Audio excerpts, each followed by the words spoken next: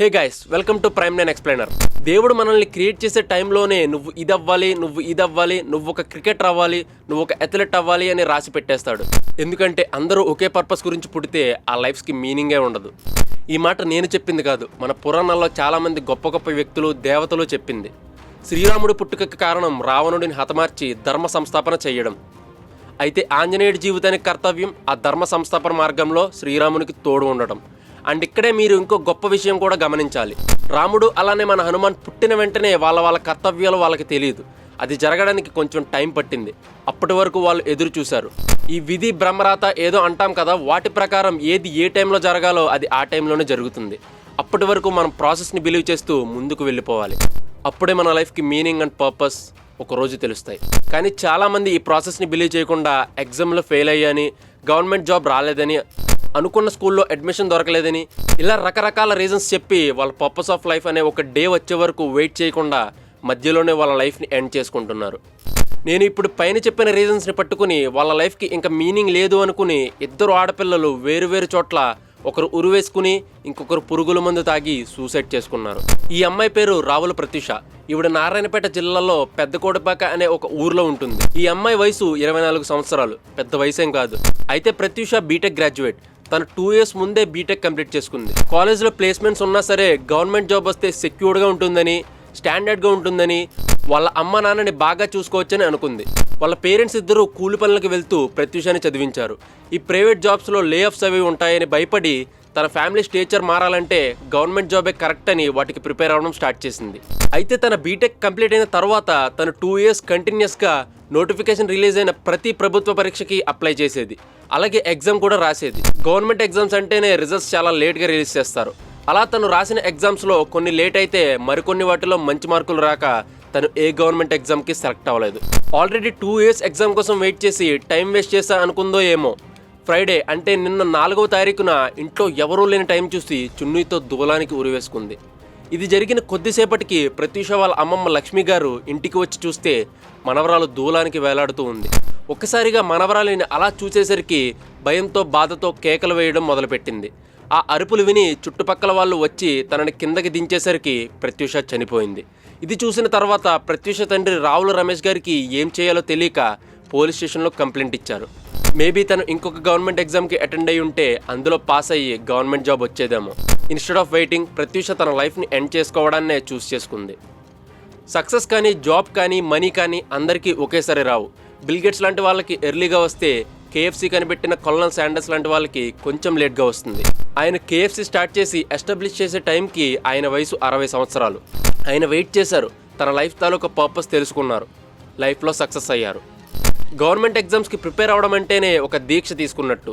దాని నుండి వచ్చే ఫలితం గురించి మనం ఆలోచించకూడదు. ఆ ప్రాసెస్ నుండి వచ్చే డిసిప్లిన్ అండ్ డెడికేషన్తో లైఫ్లో చాలా చేయొచ్చు. అండ్ నోటిఫికేషన్ రాకపోయినా, రిజల్ట్స్ లేట్గా వచ్చినా, ఒకవేళ మీరు సెలెక్ట్ అవ్వకపోయినా అది మీ తప్పు కాదు. ఎందుకంటే మన దేశంలో జరిగే SSC CGL అనే గవర్నమెంట్ ఎగ్జామ్కి కేవలం 7,500 పోస్టులుంటే దానికి దాదాపుగా 30 లక్షల మంది అప్లై చేశారు. అలాగే UPSCలో కేవలం 1000 సీట్లకి 12 లక్షల మంది ఎగ్జామ్కి అటెండ్ అవుతున్నారు. అంటే సక్సెస్ రేట్ 1% కంటే చాలా తక్కువ. ఇన్ని తక్కువ పోస్టులకే ఇంతమంది ఎగ్జామ్ రాయడం వల్ల ఆటోమేటిక్గా కరెక్షన్ లేట్ అవుతుంది, తర్వాత రిజల్ట్ లేట్ అవుతుంది. ఈ మాట మనం అనకూడదు, కానీ చాలా చోట్ల గవర్నమెంట్ ఎగ్జామ్స్ని డబ్బులు ఇచ్చి కొంటారు. దీనివల్ల మెరిట్తో వచ్చిన స్టూడెంట్స్కి సీట్లు ఉండకపోగా వాడు ఆ పోస్ట్ కోసం ఎగ్జామ్ మళ్ళీ రీఅప్లై చేయడం కోసం ఇంకో 2-3 సంవత్సరాలు ఎదురు చూడాలి. ఇలా గవర్నమెంట్ ఎగ్జామ్స్కి ప్రిపేర్ అయ్యే వాళ్ళ బాధ కోచింగ్ సెంటర్స్ ముందు నిలబడితే తెలుస్తుంది. అంత కష్టం ఉన్నప్పుడు వాళ్ళకి కావాల్సింది ఒక తోడు. భుజం తట్టి ఏం కాదు, మనం ఇంకోసారి ట్రై చేద్దామని చెప్పేవారు లేకే ఈరోజు ప్రత్యూషలు అనే చాలామంది గవర్నమెంట్ ఆస్పిరెంట్స్ సూసైడ్ చేసుకుంటున్నారు. తమిళనాడుకు చెందిన ఒక కుర్రాడు, ఆ అబ్బాయి పేరు గౌతమ్. ఈ అబ్బాయి వయసు జస్ట్ 20 సంవత్సరాలు మాత్రమే. నీట్ ఎగ్జామ్ వరుసగా 3వ ఫెయిల్ అయ్యాడని డిస్ట్రెస్ అయ్యి సూసైడ్ చేసుకుని చనిపోయాడు. అదే తమిళనాడు నుండి అనిత అనే ఒక అమ్మాయి నీట్లో 12% మాత్రమే స్కోర్ చేశా అని ఉరువేసుకుని చనిపోయింది. వీళ్ళకి ఎంకరేజ్మెంట్ లేకపోవడం ఒక ప్రాబ్లం అయితే, వాళ్ళని జాబ్ లేదు, ఎందుకు టైం వేస్ట్ చేస్తున్నావు, నువ్వు దేనికి పనికిరావు అని ఇన్సల్ట్ చేసే ఫ్రెండ్స్ అండ్ రిలేటివ్స్ ఇంకోవైపు.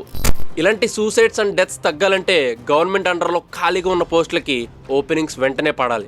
రిజల్ట్స్ చాలా ఫాస్ట్గా ఉండాలి. అలానే మెరిట్లో వచ్చే ప్రతి స్టూడెంట్కి, ఓన్లీ మెరిట్తో వచ్చే స్టూడెంట్కి మాత్రమే జాబ్ రావాలి. సెలక్షన్ చాలా ట్రాన్స్పరెంట్గా జరగాలి. ప్రత్యూష మరో ప్రాణం ఊరికే పోకూడదు. మీ ఫ్రెండ్స్లో ఎవరైనా గవర్నమెంట్ ఎగ్జామ్స్కి ప్రిపేర్ అవుతుంటే ఒకవేళ వాళ్ళు ఫెయిల్ అయితే వెళ్ళి వాళ్ళకి హెల్ప్ చేయండి. వాళ్ళు ఆ ట్రామా నుండి బయటికి వచ్చేలా మాట్లాడి వాళ్ళకి లైఫ్, ఎందుకంటే మనం చెప్పే కొన్ని మాటలు వాళ్ళకి లైఫ్ మీద కొంచెం హోప్ని ఇవ్వచ్చు. ఇక ఆ రెండవ అమ్మాయి పేరు మనీషా, వయసు 14 సంవత్సరాలు. ఈమె నారాయణపేట జిల్లాలో ఉన్న దంగాన్పూర్కి చెందిన అమ్మాయి. ఈ అమ్మాయి వాళ్ళ నాన్న నర్సప్ప హైదరాబాద్లో కూలి పని చేస్తూ ఉంటే అమ్మ లక్ష్మి అదే ఊరిలో వ్యవసాయ కూలీగా ఉంది. మనీషాకి ఒక బ్రదర్ కూడా ఉన్నాడు. మనీష అదే ఊరిలో గవర్నమెంట్ స్కూల్లో 8వ తరగతి పూర్తి చేసుకుని మద్దూరు గర్ల్స్ స్కూల్లో 9th క్లాస్ అడ్మిషన్ తీసుకుంది. అక్కడే ఉన్న గురుకుల అనే ఒక స్కూల్లో ఎంట్రన్స్ ఎగ్జామ్ రాసి పాస్ అయిందని వెంటనే ముందు అడ్మిషన్ తీసుకున్న స్కూల్లో టీసీ తీసుకుని వెళ్ళిపోయింది. మనకి ఎవరో ఒకరు ఆ స్కూల్లో నీకు అడ్మిషన్ రాకపోతే నీ లైఫే వేస్ట్, నీకు ఎవరు ఇంపార్టెన్స్ ఇవ్వరు అనే ఒక ఫాల్స్ ఇన్ఫోని తన మైండ్లో ప్రొజెక్ట్ చేయడం వల్ల తన లైఫ్కి ఇంకా మీనింగ్ లేదు అనుకుని ఆ అమ్మాయి ఈ పిచ్చి పని చేసింది. ఇలాంటి కేసెస్లోనే మనం ఒక సొసైటీగా ఫెయిల్ అయినట్టు. అదేం పెద్ద మ్యాటర్ కాదు, తర్వాత లైఫ్ ఇంకా చాలా బ్యూటిఫుల్గా ఉంటుందని ఎవరైనా తనకి ఎక్స్ప్లెయిన్ చేసుంటే ఈరోజు మనీషా మన మధ్యలో ఉండేది. కేవలం 2021లోనే 13,890 మంది స్టూడెంట్స్ ఈ కారణంగా ఆత్మహత్య చేసుకున్నారు. అంటే యావరేజ్గా రోజుకి 36 మంది. ఇది తగ్గాలంటే జనాల్లో, ముఖ్యంగా పేరెంట్స్లో అవేర్నెస్ రావాలి. 10th ఫెయిల్ అయిన Sachin Tendulkar God of cricket అయ్యారు. అట్లీస్ట్ స్కూల్ ఎడ్యుకేషన్ కూడా కంప్లీట్ చేయని రొనాల్డో ఈరోజు ఒక వరల్డ్ ఛాంపియన్. అలా మీ కిడ్స్కి ఏది ఇంట్రెస్టో అడగండి. వాళ్ళు ఎడ్యుకేషన్లో వెల్ అండ్ గుడ్ అయితే మంచిదే, బట్ ఒకవేళ కాకపోతే వాళ్ళని ఫోర్స్ చేయకండి. వాళ్ళకి ఎడ్యుకేషన్ గురించి చెప్పి బలవంతం పెట్టి సొసైటీలో మీ రెస్పెక్ట్ పోతుందని వాళ్ళని ఫోర్స్ చేస్తే ఈరోజు మనిషిలానే చాలామంది సూసైడ్స్ మనం చూడాల్సి వస్తుంది. పిల్లలకి లైఫ్ మీద బర్డెన్ పెంచకండి. లైఫ్ తాలూకు ఇంపార్టెన్స్ చెప్పండి. వాళ్ళ పర్పస్ ఆఫ్ లైఫ్ ఏంటో తెలుసుకోనివ్వండి. అప్పటి వరకు వాళ్ళని వెయిట్ చేయనివ్వండి. వాళ్ళతో పాటు మీరు కూడా వెయిట్ చేయండి. ఇలాంటి సూసైడల్ డెత్స్ ఇంకా జరగకూడదని కోరుకుందాం. ఈ 2 ఇన్సిడెంట్స్ గురించి మీరేమనుకుంటున్నారో కమెంట్ సెక్షన్లో కమెంట్ చేయండి. Consider subscribing to Prime 9 for more such insights.